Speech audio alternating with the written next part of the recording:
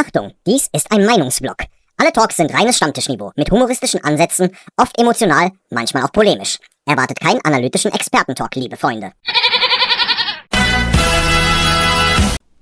Wir sind die Weltmeister vom Ring. Wer uns nicht kennt, hätte Welt nicht hier Sinn. Gewinnen könne man nicht immer. Er jenne könne, dat könne ma jod. Oh.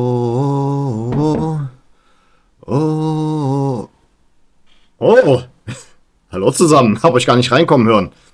Hallo, Moje, Jodedach. Herzlich willkommen auf meinem kleinen, bescheidenen Kanal. Ich bin der Leo und wir sind Herbstmeister bzw. Winterkönig. Oh Mann, ey, da muss ich mir direkt mal hier ein kühles Blondes gönnen. Selten hat ein Kölsch so gut getan, liebe Freunde. Ach ja, und jetzt auch mal scheiß mal auf Jugendschutz und den ganzen anderen Bums. Unerwarteterweise haben wir dann tatsächlich zum Winter was zu feiern. Wow, das fing ja auch alles irgendwie Freitag schon wieder so vielversprechend in Anführungszeichen an, als dann Tim Lemperle seinen Abstieg, ja, von wegen Abstieg, damit haben wir jetzt erstmal nichts zu tun, seinen Abschied vom 1. FC Köln zwar nicht selber verkündet hat, aber dann halt unser Management, ich habe ja gesagt, jetzt erstmal persönlich keine Kritik mehr an Christian Keller für die nächsten 2 Monate, nachdem Gazi Begovic verpflichtet wurde. Oh Gott, ey, ich habe die Kippe nicht richtig angemacht, oh Mann. Also, sehr schade, dass er dann wirklich gehen wird, sehr schade, dass die Vereinswahl gegebenenfalls auf Hoffenheim fällt, aber meine Güte, das ist jetzt auch alles egal. Die letzten 2 Spiele hat er nicht gespielt und wir haben trotzdem gewonnen.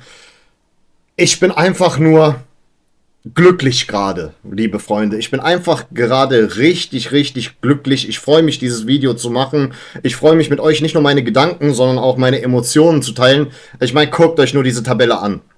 Ich meine, okay, es heißt ja, wir sind jetzt der Zweitliga-Herbstmeister mit der schwächsten Punkteausbeute, aber wow, wer hätte das denn vor der Saison gedacht? Und nein, nicht nur vor der Saison, sondern im Verlauf der Saison. Es gab ja diese Phase, wo ich sogar geredet habe davon, dass wir eine Krise haben.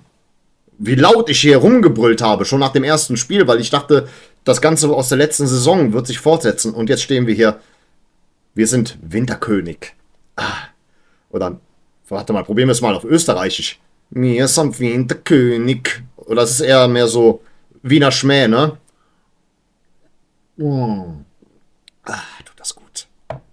Und dann auch noch auf dem Betzenberg gewonnen. Seit, keine Ahnung, über ein Jahrzehnt ist uns das nicht mehr gelungen. Keine Ahnung. Aber trotzdem, genial, genial. Da wird auch gleich noch ein Fazit von mir kommen. Ein kleines Hinrundenfazit. Aber gut, ein paar Sachen dann halt, die mir so während des Spiels aufgefallen sind. Es fing ja erstmal an, dass Finkgräfe im linken Mittelfeld gestartet ist. Wie gesagt, bekannterweise Dominik Heinz hat nicht spielen können wegen seiner 5. gelben Karte. Seine Position hat dann Lea Paccarada übernommen und dann ist halt Finkgräfe ins linke Mittelfeld gerückt. Wir haben gestartet bei einem Fritz-Walter-Wetter, also es hat geregnet ordentlich auf dem Betzenberg, aber die Wolken haben sich ein bisschen verzogen, danach war es nur noch anscheinend trüb. Ich meine, das wird sowieso die ganzen Auswärtsfahrer da nicht gestört haben, die ich total beneide. Es wäre für mich ein Klacks gewesen, heute auf den Betzenberg zu fahren, aber meine Güte, nun sitzen wir wenigstens hier und können das Video noch rechtzeitig rausbringen. Ja, und was habe ich mir denn hier so alles so vermerkt? Zum Beispiel in der 7. Spielminute Handspiel von Lauterns Nummer 23. Boah, ich habe den Namen gar nicht gemerkt und der darauffolgende Freistoß hat erstmal nichts gebracht. Dann Finkgräfe in der 12. Minute nach dem Konter durch Linden Meiner läuft er allein aufs Tor zu oder bewegt sich allein aufs Tor zu und schießt leider Gottes drüber. Kurz danach humpelt er und wir dachten dann erstmal kurzfristig wahrscheinlich alle, dass wir schon wieder den nächsten Verletzten auf der Liste haben. Ja, mir ist aufgefallen, dass auf der Lauterer Seite Jukota ziemlich stark spielt. Das ist ein sehr starker Spieler, der ist mir die ganze Zeit während des Spiels aufgefallen. Negativ bei uns ist mir mal wieder aufgefallen, Jan Thielmann denkt nicht besonders viel darüber nach, was er da macht. Einige seiner Schüsse oder seine Vorlagen sind unüberlegt. Ich weiß nicht, so langsam mangelt es ihm wirklich sehr an Spielintelligenz und ich befürchte, dass seine Entwicklung nun abgeschlossen ist. Also, Jan Thielmann wird es sehr schwer haben, wenn dann Yusuf Gazibegovic im Januar bei uns seine Karriere fortsetzt. Und nun ja, er kann beide Positionen. RV wie auch RM. Rechtes Mittelfeld wie auch rechter Verteidiger. Also Thielmann wird es in Zukunft sehr, sehr schwer haben. Aber das sei mal dahingestellt in der 33. Spielminute. Tor für uns, Dejan Ljubicic. Das dritte Saisontor. Das war auch schön ausgespielt. Meiner zuerst auf Kainz und Kainz dann wieder zurück auf Meiner. Er flankt den Ball und Tor. Tor, einfach wunderbar. Das ist einfach schön mit anzusehen, wie effektiv manche unserer Aktionen sind. Ja, das war dann halt wieder das obligatorische 1:0. Ja. Allerdings dachte ich kurz danach, es gibt gleich, weil sich zuvor Dejan Ljubicic noch eine gelbe Karte abgeholt hatte. Er grätscht da in den Lauterer Spieler rein, trifft den Ball nicht. Man hat es auch gesehen. Da kann man auch froh sein, dass der VAR aus irgendwelchen Gründen nicht eingegriffen hat und der Schiedsrichter es selber irgendwie anders interpretiert hat. Ich sag, hätte man geben können. Aktuell muss ich sagen, gefällt mir die Art und Weise, wie Max Finkgräfe sich bewegt und wie er agiert nicht. Es fehlt wohl entweder an Spielpraxis oder er passt nicht so zum Struber-Fußball. Das bereitet mir persönlich ehrlich gesagt ein bisschen Sorgen, da ich natürlich sehr viel auf Max Finkgräfe halte. Ja, da sind wir eigentlich auch schon durch mit der ersten Halbzeit. In der zweiten Halbzeit kam dann noch Luka Waldschmidt für Dejan Ljubicic, weil, klar, gelb-rot gefährdet. Irgendein Wechsel musste sein. Dann ist halt Kainz auf die Ljubicic-Position gerückt, soweit ich es verstanden hatte. Aber mir ist auch aufgefallen, in Halbzeit 2 wirkt das Spiel deutlich offener. Wir verloren sehr oft die Bälle. Ja, besonders viele Highlights gab es da nicht, die eine oder andere Ecke und sehr viele, ja, wie soll ich sagen, sehr viele Aktionen vom Tor, die leider nicht entsprechend umgesetzt wurden. Erst recht nicht, als dann Steffen Tigges für Damien Downs reinkam. Ey, ich verstehe das nicht, dieser Steffen Tigges. Ey, es ist mein Aufreger des Spiels. Dieser Typ ist für mich der Aufreger des Spiels, dass der immer noch eine Chance bekommt. Ich weiß, Potočnik trifft nicht in der U21, aber Steffen Tigges trifft gar nicht. Egal, wo du den einsetzt, der trifft gar nicht. Was hat dieser Mann für eine Lobby? Ey, gewinnt keinen einzigen Zweikampf. Keinen einzigen Zweikampf bekommt er hin. Steht immer falsch. Und dann regt er sich noch so auf, nach dem Motto, den hätte ich treffen müssen und so weiter und so fort. Ja, wenn du es weißt, warum schaffst du es dann nicht? Ich verstehe diesen Typen nicht. Der ist groß wie eine Giraffe, aber hat die Präsenz einer Ameise.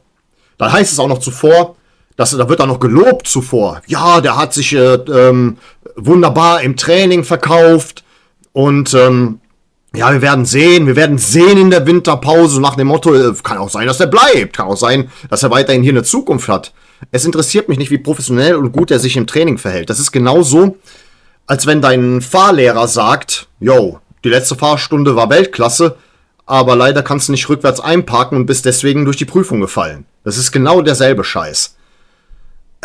Das ist wirklich für mich der Aufreger des Spiels. Dieser Mann hat eine Lobby, eindeutig eine Lobby, oder Taubi hat es einmal schon mit einem Satz geäußert, hat er ja gesagt, so, der muss irgendwas gegen den FC in der Hand haben. Und ich sag auch, der hat was gegen den FC in der Hand. Entweder betrügt jemand aus dem Vorstand seine Frau oder steht kurz vorm Outing. Und Tigges weiß es.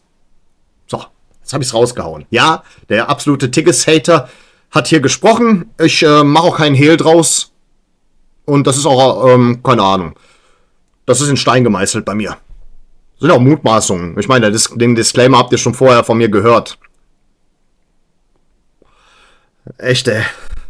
Bitte, holt einen vernünftigen Stürmer. Gebt den Typen nie wieder eine Chance. Hab mich auch gefreut, dass in der 84. Minute dann Elias Bakatukanda seine Chance bekommen hat. Ja, aber ansonsten war es das eigentlich. Wir waren insgesamt gesehen dann halt in der zweiten Halbzeit insbesondere etwas zu zögerlich im Strafraum. Ein 1:1, so ein Last-Minute 1:1 hätte mich zu dem Zeitpunkt auch nicht mehr überrascht. Aber am Ende des Tages sind wir dann doch Herbstmeister, Winterkönig, Wintermeister, nennt es wie ihr wollt. Wir haben doch noch unser Happy End bekommen. Gerne so weiter, gerne so halten, gerne so auch aufsteigen. Ja, und deswegen, liebe Freunde, kommen wir doch gleich mal zu einem kleinen Fazit von mir. Also ich habe das jetzt mal so zusammengefasst. Die Hinrunde für unseren FC hätte kaum besser laufen können. Nach einem schwierigen Saisonstart unter Gerhard Struber hat sich der FC stabilisiert und eine beeindruckende Serie hingelegt. Am Ende steht Platz 1 und damit der Titel des Herbstmeisters. Ein Ergebnis, das vor der Saison wohl kaum einer erwartet hätte, insbesondere ich nicht, denn ich hatte ja irgendwie gesagt, nach der ganzen Sache mit der Kasssperre könnten wir froh sein, wenn wir zur Hinrunde einen stabilen Mittelfeldplatz haben. Weil ich dachte, das würde uns wirklich komplett schaden, dass wir uns nicht verstärken können. Einige sagten, wir werden sogar durchgereicht. Ich hatte dann gesagt, durchgereicht wohl eher nicht, aber seien wir froh, wenn frühzeitig die 40 Punkte drin sind. Und es sind zu diesem Zeitpunkt, by the way, nur noch 3 Siege. Nur noch 3 Siege, liebe Freunde. 3 Siege und dann sind wir zumindest mal in dieser Liga gesichert. Also auch nochmal zu Gerhard Struber, er hat den FC taktisch neu ausgerichtet und das zahlt sich dann doch letzten Endes aus. Der Fokus auf Ergebnisse hat der Mannschaft Stabilität verliehen, was in einer engen und umkämpften zweiten Bundesliga entscheidend ist. Besonders bemerkenswert finde ich, dass es ihm gelungen ist, auch in schwierigen Phasen die Balance zu halten zwischen Vorsicht und offensivem Mut. Und dann nochmal ein Lob von mir für Gerhard Struber. Auch wenn es Kritikpunkte gibt, verdient Gerhard Struber Anerkennung. Im Vergleich zu seinen Vorgängern hat er eine klare Handschrift etabliert, die sowohl defensiv Stabilität bringt, als auch spielerische Akzente setzt. Zum Beispiel unter Steffen Baumgart war der FC zu sehr von einem Rennen-Ansatz geprägt, während unter Timo Schulz die Mannschaft oft ohne klare Linie auftrat. Struber hingegen hat es geschafft, den Fokus auf das Wesentliche zu legen, und das sind die Ergebnisse. Dabei hat er dennoch zumindest punktuell Nachwuchsspieler eingebunden. Damien Downs und Tim Lemperle sind Beispiele dafür. Kleine Beispiele, aber es sind Beispiele dafür, auch wenn Lemperle den Verein verlassen wird. Es zeigt, dass Struber jungen Talenten schon bereit ist, unter gewissen Aspekten Chancen zu geben, auch wenn dies weniger konsequent geschieht, als es viele Fans sich vielleicht erhofft haben. Nochmal zum Fall Lemperle, gehört ja auch zum Fazit dazu.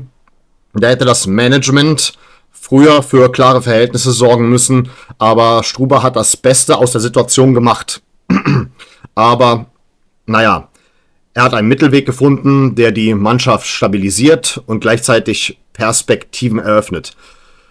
Nun ja, die Herausforderungen bleiben. Trotz des sportlichen Erfolgs gibt es Baustellen, die der FC angehen muss. Viele Verträge laufen aus und die Kaderplanung für die Rückrunde sowie die kommende Saison wird entscheidend sein.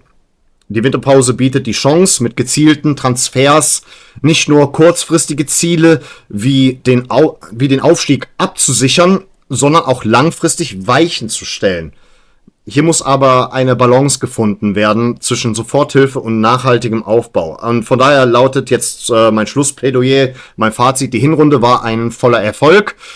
Herbstmeister, das hätte vor der Saison kaum einer gedacht. Gerhard Struber hat die Mannschaft nicht nur sportlich stabilisiert, sondern auch spielerisch einigermaßen weiterentwickelt. Natürlich gibt es Kritikpunkte und vieles hängt davon ab, wie es nach der Winterpause weitergeht. Aber eins ist klar: Der FC hat in dieser Saison die große Chance, nicht nur den direkten Wiederaufstieg zu schaffen, sondern auch die Basis für eine nachhaltige Zukunft zu legen. Mit Platz 1 zum Abschluss der Hinrunde hat der 1. FC Köln ein klares Ausrufezeichen gesetzt und wir dürfen gespannt sein, was die Rückrunde bringt. Ja, das ist dann mein Hinrundenfazit. Lasst uns die Feste feiern, wie sie fallen. Lasst uns jetzt die Winterpause genießen. Lasst uns im Gegensatz zum letzten Jahr Weihnachten und Silvester genießen. Ja, und nochmal kurz, damit ihr Bescheid wisst, es kommt ja ein Weihnachtsspecial am 24. raus. Die Zeit, wo es online gestellt wird, habe ich schon eingestellt, 9 Uhr morgens. Da habt ihr vielleicht noch, bevor ihr die Zeit mit euren Liebsten verbringt, Zeit, euch das Video anzusehen. Das ist nochmal so ein kleiner Hinweis darauf. Also 24.12., 9 Uhr, mein Weihnachtsspecial. Ich selber habe ja eigentlich erst am 6. Januar für Heiligabend, denn ich bin orthodoxer Christ und sogar noch einer orthodoxer Christ, dessen Glaubensgemeinschaft nach dem julianischen Kalender feiert. Aber trotzdem machen wir das Ganze mit. Wir sind ja eine gut integrierte Familie. Und ich genieße eigentlich das Ganze drumherum, was auch hier so im Westen Europas so abgeht. Ja, liebe Freunde, wir sind aber noch nicht durch für heute. Ich habe da noch was für euch. Ich war mal wieder etwas unvorsichtig mit meinem Geld. Ich habe diesen Monat mir so einige FC-Devotionalien zugelegt. Und von daher dachte ich mir, da wir reichlich Zeug haben, das ich euch präsentieren könnte, kommt hier eine neue Rubrik und die nennen wir Leos FC Mega Haul. Leos FC Mega Haul. So, liebe Freunde, die Kaufsucht hat im letzten Monat mal wieder so richtig reingekickt bei mir. Hätte ich ehrlich gesagt nicht erwartet. Der Taubi sagt ja immer, ich bin eure Shopping Queen. Arsch. Echt, auch noch Queen, wenn du wenigstens King gesagt hättest. Also, ich habe mich zuerst einmal im Stadion mal mit ein paar Bechern ausgerüstet. Hier hätten wir zum einen aus der neuen Becherkollektion so einen Lukas Podolski-Becher. Ja, erkennt ihr das? Dieses schimmernde Trikot hier. Ja, ich finde das sehr schön mit diesen ganzen Karikaturen-Style oder eher Porträt-Style, würde ich sagen. Dann gibt es natürlich noch größere Legenden, muss man sagen. Da wäre zum einen hier Franz Krämer, der erste Präsident des 1. FC Köln. Hinten drauf habt ihr auch noch Retro-Logos, beziehungsweise Wappen. Das allererste Wappen des FCs und daneben die Wappen der Vereine, aus denen wir entstanden sind. Hier so für die neutralen Zuschauer, die keine FC-Fans sind. Kölner Ballspielclub und Spielvereinigung Sülz. Daraus entstand der 1. FC Köln. 1948 war dann die Fusion. Deswegen auch der vollständige Name 1. Fußballclub Köln 01 07 nach den Gründungsjahren e.V. Und zu guter Letzt, was diese Becher angeht, der Double-Becher. Ja, wir haben auch schon mal einen Double gewonnen. Hier sehen wir Hennes Weißweiler drauf. Ah ja, steht ja auch drunter. Mit Meisterschale und Pokal. Double-Sieger 1978. Diese Becherkollektion gefällt mir wirklich, wirklich gut. Ist vielleicht die beste aus den letzten Jahren. Und ja, das gehört natürlich in meinen Küchenschrank rein. Dann habe ich mich noch am Stand der Szene versorgt. Der aktiven Fanszene. Da waren ein paar nette Gimmicks dabei. Eins zeige ich euch dann später. Aber zuerst einmal die hier. Bei dem hier dachte ich, bei diesem Stadtwappen-Pin. Nee, Pin, da ist das Wort schon. Ich dachte, es wäre ein Pin. Ich dachte, ich könnte es mir anstecken. Ist aber ein Schlüsselanhänger. Mein Schlüsselbund ist aktuell voll. Mal gucken, wo ich das drauf mache. Dann gab es zum wiederholten Mal, den gab es schon während unseres Abstiegskampfs, wirklich einen Pin, aber es ist der gleiche. Seht ihr hier hoffentlich, der fokussiert nicht richtig. Da seht ihr auch wieder das erste Wappen mit FC Jas. He wird nicht resigniert. Könnt ihr euch auf sämtliche Klamotten drauf machen. 5 Euro oder so hat das gekostet. Und neuerdings, mir ist aufgefallen, die Szene verkauft immer weniger Klamotten. Das liegt vielleicht an den ganzen Idioten, die auf eBay oder auf Kleinanzeigen die Szene Klamotten für Tausende von Euro verkaufen. Deswegen denken die sich wohl, macht euren Scheiß alleine. Es gibt jetzt hier Aufnäher, seit einiger Zeit schon. Ich kaufe mir eigentlich jedes Mal welche, weil ich bin dabei, einige Klamotten auszurüsten. Das hier wieder mit dem ersten Wappen. Und dann noch das hier, das kann man sagen, auch eins der ersten Wappen, nur halt da noch ohne Geißbock. Könnt ihr euch auf die Klamotten draufnähen oder draufnähen lassen, beziehungsweise diesmal gab es sie auch als Aufbügler.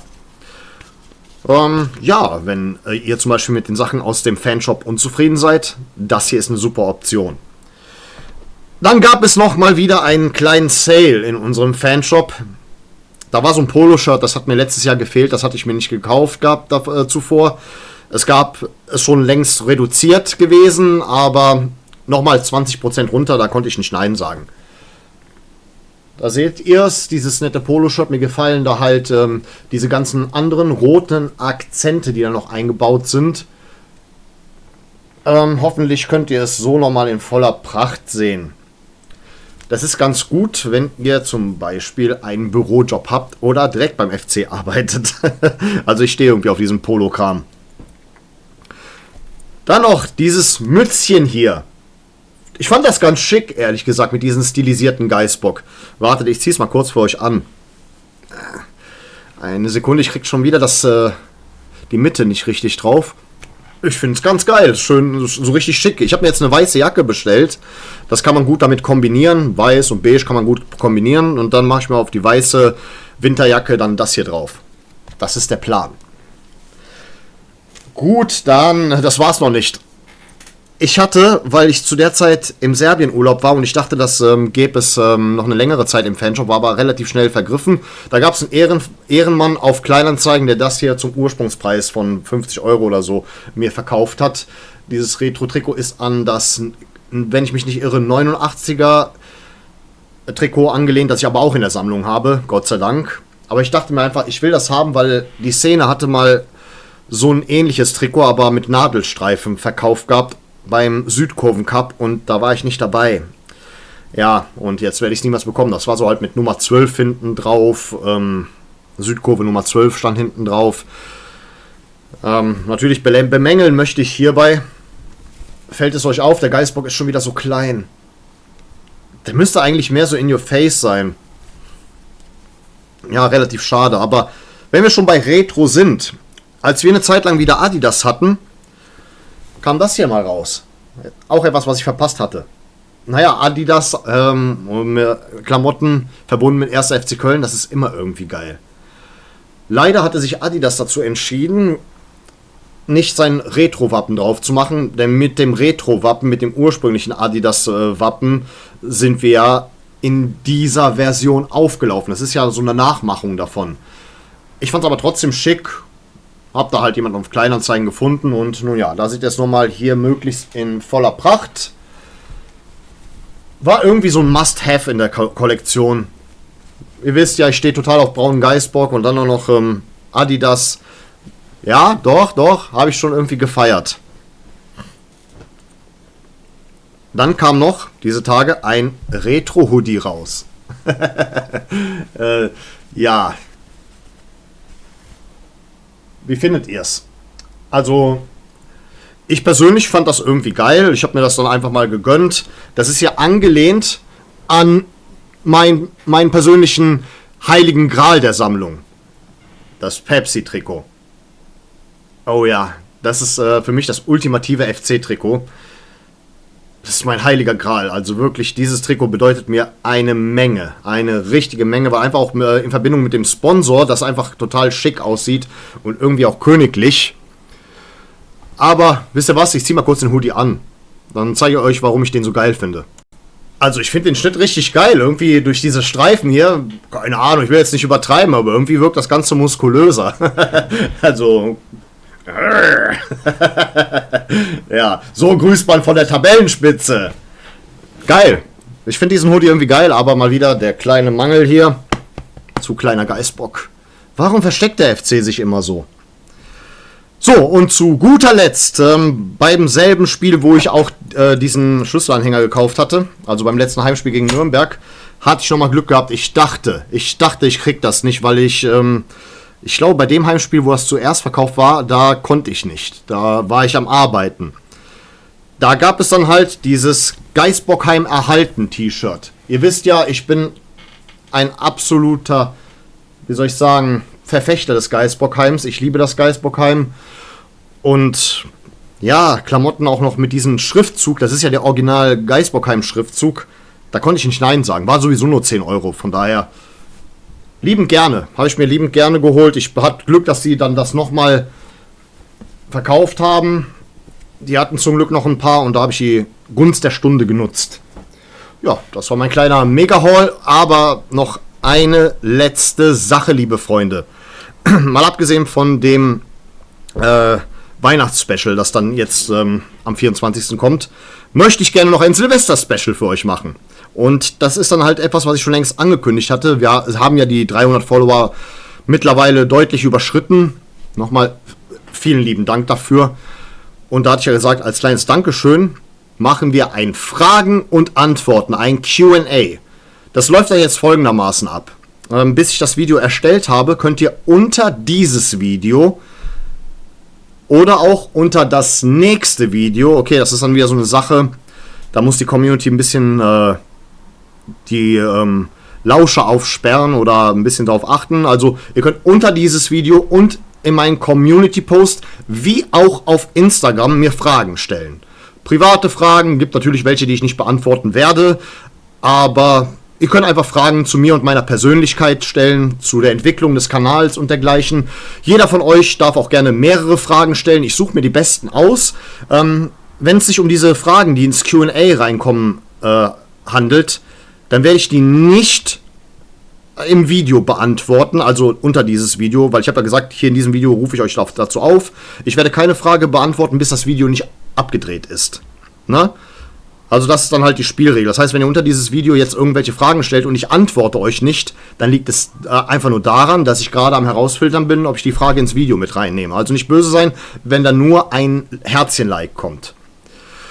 Ja, aber wir sind dann jetzt für heute durch. Aber nur für heute, keine Sorge. Es kommen noch ein paar Videos jetzt während der Winterpause. Zwar nicht unbedingt in der Masse, wie ich das in letzter Zeit gemacht habe, aber auf jeden Fall kommen jetzt noch ein Weihnachts- und ein Silvester-Special. Und noch eine Ankündigung in den kommenden Wochen. Was den Kanal und die Zukunft betrifft, es ist was Positives, keine Sorge. Das war's dann jetzt wirklich für heute, liebe Freunde. Genießt noch den restlichen, die restliche Winterpause, sagen wir es mal so, je nachdem, wann ihr das Video guckt. Ich weiß noch nicht, wann ich es hochlade. Vielleicht noch am selben Tag. Mal gucken, wie YouTube mitspielt. Und bis dahin, sage ich mal, ich bedanke mich recht herzlich für eure Aufmerksamkeit. Vielen Dank fürs Zusehen. Und dann würde ich an der Stelle sagen, auf Wiedersehen. Denn wir wollen uns doch wiedersehen.